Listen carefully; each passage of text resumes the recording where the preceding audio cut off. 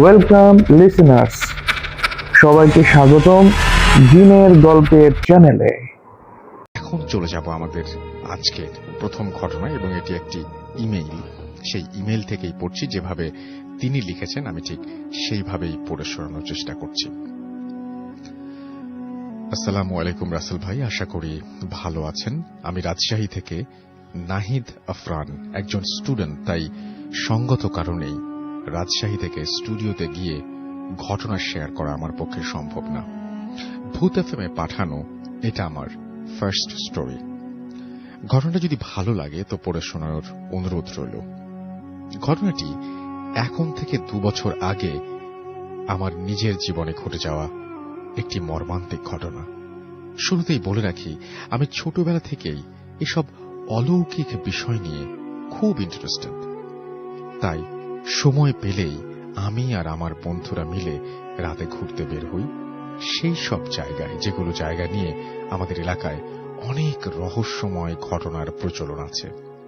ঘটনাটি যেই সময়ের, আমি তখন 10ম শ্রেণীতে পড়াশোনা করছি, আর 3 মাস পরে আমার ফাইনাল এক্সাম। এমন সময় আমি আমার বাসা থেকে ততটা বের হই না। আমার গ্রামটা রাজশাহী জেলার বাগমারা থানায়।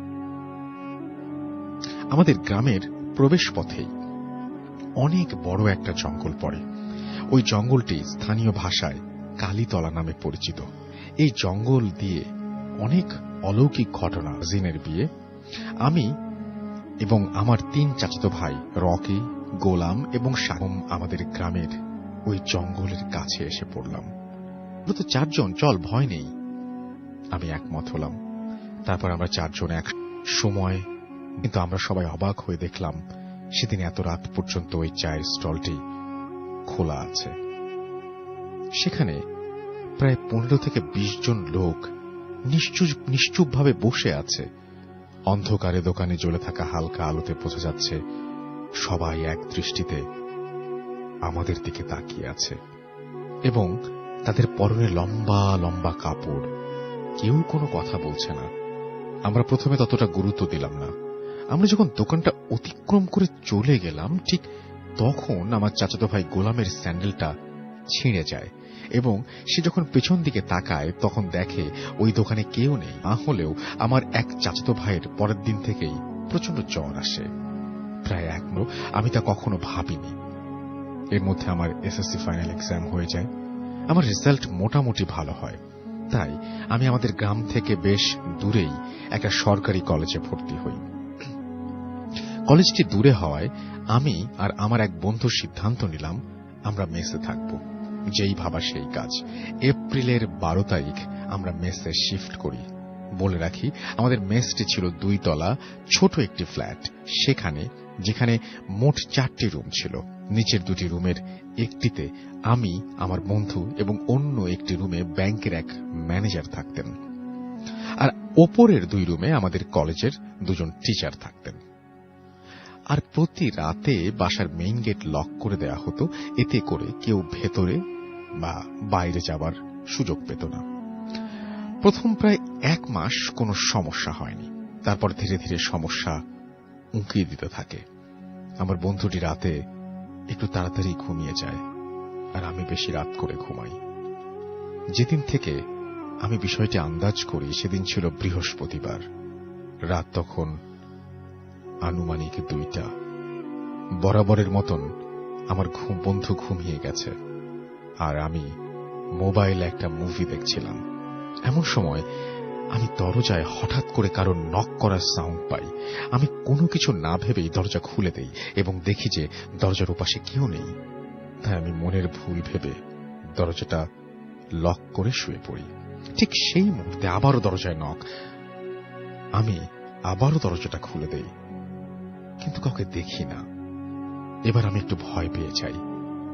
আমি আবার দরজাটা লক করে শুতে যাব, ঠিক সেই মুহূর্তে অনেক জোরে জোরে নক হচ্ছে এবং প্রচন্ড জোরে জোরে আমার নাম ধরে কেউ ডাকতে থাকে। আমি আমার বন্ধুকে ঘুম থেকে জাগাই আর ঠিক সেই মুহূর্তে শব্দ আসা বন্ধ হয়ে যায়। এভাবে প্রত্যেক দিন রাত ঠিক 1টার পর এই ঘটনা আমার সাথে প্রতিনিয়ত হতে থাকে। কখনো কখনো কারো কান্নার আওয়াজ, অনেক জোরে জোরে হাসির আওয়াজ আমি প্রতিনিয়ত পেতে থাকি। রাতে মনে হতো আমাদের ছাদের ওপর অনেক লোকজন ফুটবল খেলছে। অনেক জোরে জোরে আওয়াজ পেতাম আমি, অথচ আমাদের ওপরের তলায় থাকা আমাদের কলেজ টিচারকে জিজ্ঞেস করলে তারা বলে এমন সাউন্ড কখনো পাইনি।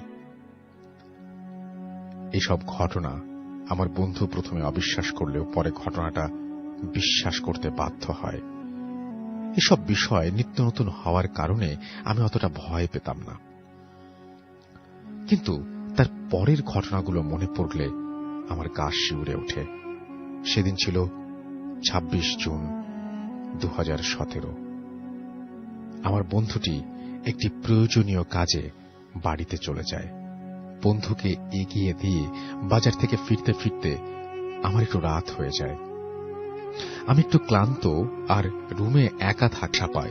আমি পানি খাওয়ার জন্য খাট থেকে পা যখন ফ্লোরে রাখলাম, আমার মনে হলো আমি কোনো ভেজা জায়গায় পা রেখেছি, কিন্তু রুম কেন ভেজা হবে? হয়তো পানি পড়ে গেছে। এসব ভাবতে ভাবতে আমি যখন রুমের লাইট অন করলাম, তখন আমি যা দেখলাম তা আমি কখনো কল্পনাই করতে পারিনি। আমি দেখলাম আমার বন্ধু তার বিছানায় শুয়ে আছে। ওর গলা থেকে মাথা পর্যন্ত সম্পূর্ণ আলাদা, দেহ হচ্ছে একদম তাজা রক্ত, গলা থেকে ফিনকি দিয়ে রক্ত বের হচ্ছে। আমি মাথাটি বড় বড় চোখে আমার দিকে তাকিয়ে চিৎকার করছে। আমি তখন কি করব ভেবে পাচ্ছিলাম না। আমি আর সামলাতে পারলাম না, জোরে চিৎকার দিয়ে দৌড় লাগালাম। আমি আমার রুমের দরজা খুলিনি, কিন্তু জানি না কেমন করে আমি রাস্তায় চলে আসলাম। অনেক জোরে দৌড়াচ্ছি, চতুর্দিকে প্রচন্ড অন্ধকার। আমি দৌড়াচ্ছি আর ওই ভয়ঙ্কর হাসিটা শুনতে পাচ্ছি। আমাকে বলছে, তুই যত খুশি দৌড়া, তোকে ছাড়বো না। আমি দৌড়াতে দৌড়াতে এক সময় জ্ঞান হারিয়ে তখন দেখলাম আমি আমার বাড়িতে। আমি নাকি আমাদের মেসের ছাদে অজ্ঞান অবস্থায় পড়েছিলাম। আমি আমার সাথে ঘটে যাওয়া বিস্তারিত সব ঘটনা খুলে বলি। আরেকটা এক বড় হুজুরের সাথে আমার দেখা করানো হলে হুজুর বলেন আমাকে নাকি খারাপ একটা জিন অনেক দিন ধরে আমার ক্ষতি করার চেষ্টা করছে, কিন্তু আমি 5 ওয়াক্ত নামাজ পড়ার কারণে করতে পারিনি। হুজুর আমাকে একটা তাবিজ দেন আর বলেন এটা সবসময় তোমার সাথে রাখবা, তাহলে তোমার কোনো ক্ষতি হবে না। তার কয়েকদিন পরে আমরা মেসটি ছেড়ে দেই। ওই ঘটনার পর থেকে আজ পর্যন্ত আমার সাথে আর কোনো অস্বাভাবিক ঘটনা ঘটেনি, কিন্তু আমি আজও মাঝে মধ্যে স্বপ্নের মধ্যে ওই বিকট শব্দটা, ওই তিনি তার ঘটনা শেষ করেছেন। আশা করছি ঘটনাটা আপনাদেরও ভালো লেগেছে।